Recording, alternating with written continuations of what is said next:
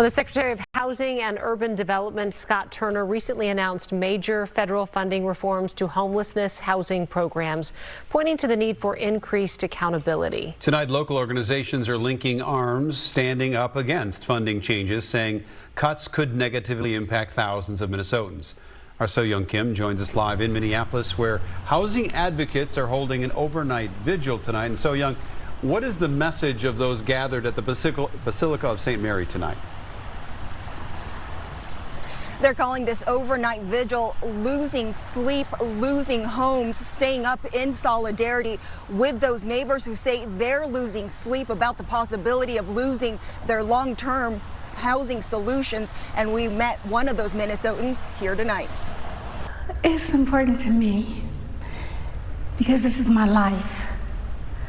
This says, will I survive or not? Without a roof over my head, I don't know what I would do. Secretary Turner says HUD's Continuum of Care, or COC program, will shift the focus from permanent housing assistance to transitional housing and support, with the goal of helping to promote self-sufficiency. Some community providers say they don't agree with this approach that flips the Housing First model for homelessness program funding on its head. Hundreds signed up for tonight's vigil, with dozens gathering at a time in shifts to urge federal officials to reverse the proposed changes.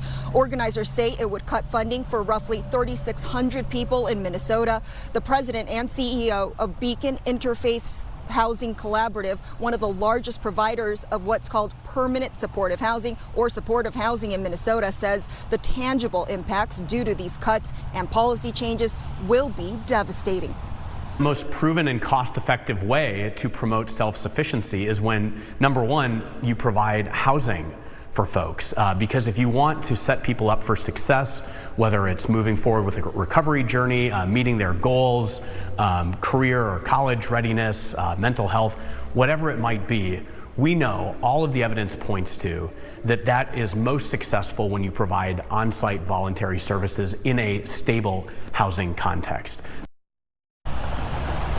And Minnesota Attorney General Keith Ellison also announcing he's joining multiple states suing HUD and stopping them from implementing these changes. And this overnight vigil will be held for 12 hours, ending tomorrow morning at 7 o'clock.